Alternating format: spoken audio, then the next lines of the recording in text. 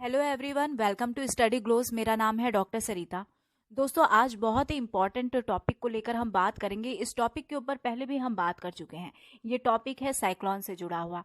2021 का दूसरा साइक्लोन हम लोग फेस कर रहे हैं।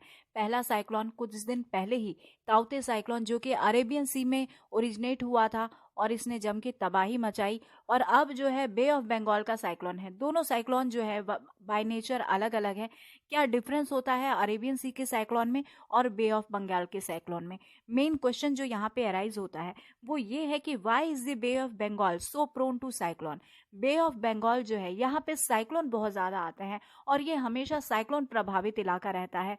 जब भी साल का शुरुआत होता है, खास करके मानसून के पहले और मानसून के बाद, यानी प्री मानसून टाइम और पोस्ट मानसून टाइम जो है, इसी समय हमें साइक्लोन देखने को मिलता है। तो ओवरऑल क्या फेनोमेना, क्या कॉन्सेप्ट छुपा हुआ है इस क्वेश्चन के पीछे, इसके बारे में हम आज डिस्कस करेंगे।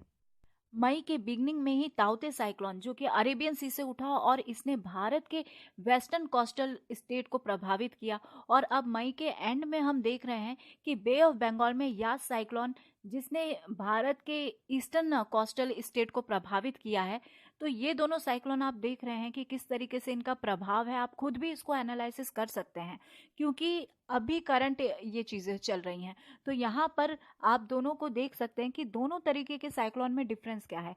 हालांकि हम आगे बात करेंगे कि अरेबियन सी और बे ऑफ बंगाल के साइक्लोन में अंतर क्या होता है और क्यों बे ऑफ बंगाल का साइक्लोन जो है ज्यादा सीवियर होता है, इसके ऊपर भी हम बात करेंगे। तो सबसे पहले तो हम ये जान लेते हैं कि भारत का जो कोस्टल लाइन है ये काफी ज्यादा लंबा है, क्योंकि ये जो साइक्लोन है समुद्र की सतह पर ही ये ओरिजिनेट होते हैं। और भारत का जो समुद्री तटरेखा है ये काफी लंबा है। 7516.6 किलोमीटर का हमारा समुद्री तटरेखा है, जिसमें लक्षद्वीप और अंडमान निकोबार आइलैंड, इन दोनों को इंक्लूड किया गया है। भारत के 9 स्टेट कोस्टल बाउंड्री शेयर करते हैं और यही सबसे ज्यादा साइक्लोन से प्रभावित रहते हैं। इसमें गुजरात है, महाराष्ट्र है, गोवा, कर्नाटका, केरला, तमिलनाडु, आंध्र प्रदेश, उड़ीसा, वेस्ट बंगाल। तो ये 9 ऐसे राज्य हैं जो कि तट रेखा शेयर करते हैं और यहाँ पे सबसे ज्यादा साइक्लोन का प्रभाव देखने को मिलता है। और खास करके बे ऑफ बंगाल जो है, बे ऑफ बंगाल से शेयर करने वाले जो भी स्टेट्स हैं, ये साइक्लोन की मार सबसे ज्यादा झेलते हैं। अभी बे ऑफ बंगाल में यास साइक्लोन ने तबाही मचा रखी है और लगभग 12 से 13 लाख लोगों को इवैक्यूएट किया गया है। और पीएम नरेंद्र मोदी ने भी एरियल सर्वे करके सिचुएशन जानी है कि साइक्लोन की क्या सिचुएशन है और जो फ्लड आया है उसकी क्या स्थिति बनी हुई है। वो राज्य जो कि कोस्टल लाइन से दूर हैं, वो भी इस साइक्लोन की मार झेल रहे हैं। नॉन स्टॉप बारिश हो रही है और वेदर पूरी तरीके से चेंज हो चुका है। बे ऑफ बंगाल में आने वाला साइक्लोन सिर्फ भारत को ही प्रभावित नहीं करता है, बल्कि वो सारी कंट्रीज जो कि बे ऑफ बंगाल से अपना बॉर्डर शेयर करती है उनको भी ये प्रभावित करता है। जैसे बांग्लादेश हो गया, म्यांमार हो गया, श्रीलंका और वेस्टर्न पार्ट थाईलैंड का। चलिए अब साइक्लोन के बारे में मैं थोड़ा सा बता देती हूँ कि साइक्लोन है क्या। वैसे जब ताउते साइक्लोन को मैं एक्सप्लेन कर रही थी तो उस टाइम मैंने साइक्लोन को भी एक्सप्लेन किया था कि साइक्लोन एक्चुअल में होता क्या है। तो ये मैं आपको बता दूं कि जो ओशियन वाटर है, सी सरफेस जो है, यहाँ पर जब लो प्रेशर क्रिएट हो जाता है और उसके चारों तरफ गर्म हवा तेजी से आंधी का रूप ले लेती है, तो इसे हम चक्रवात कहते हैं और इसे हम साइक्लोन कहते हैं।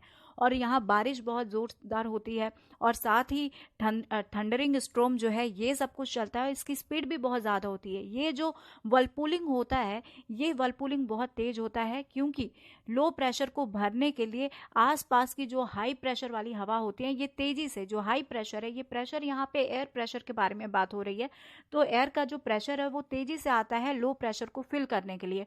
और यहीं पे वर्लपूलिंग क्रिएट हो जाती है, बारिश होता है, थंडरिंग स्टॉर्म होता है और यही जो है बहुत भयानक रूप ले लेता है, जिसे हम चक्रवात कहते हैं।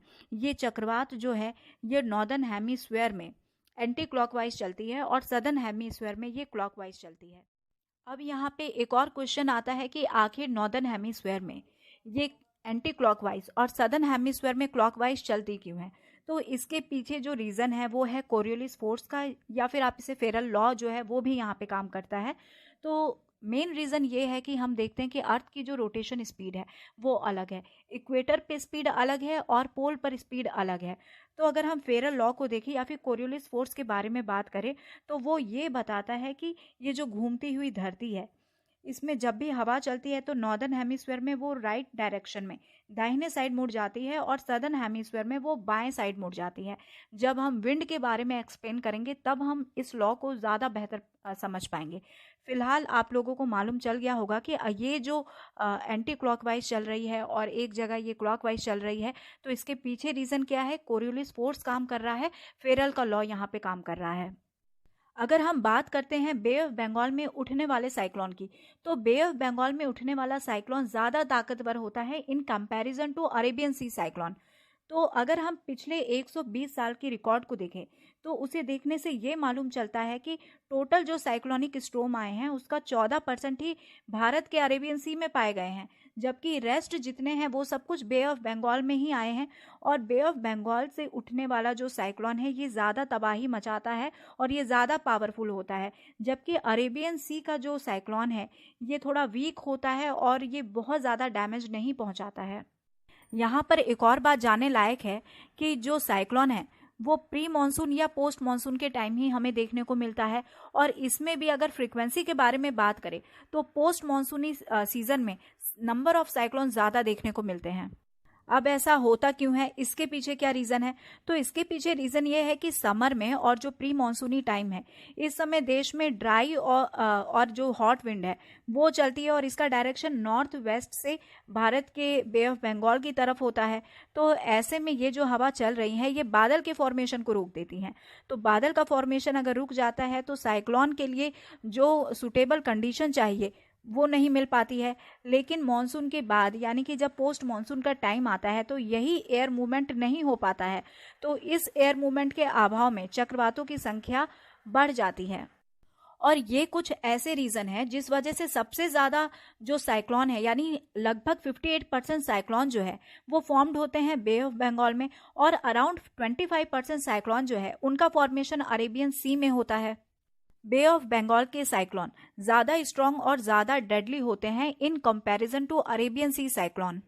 सो आई होप दोस्तों लेक्चर आप लोगों के लिए नॉलेजेबल रहा होगा और हर साल आने वाले इन साइक्लोन्स के बारे में आपको मालूम चल गया होगा। और साथ ही हमारा जो क्वेश्चन था why is the Bay of Bengal so prone to cyclones, इसका भी जवाब आपको मिल गया होगा। तो लेक्चर को आप लाइक करें और शेयर करें और साथ ही चैनल को सब्सक्राइब करें। So here is the end of this lecture. Thank you so much for your attention.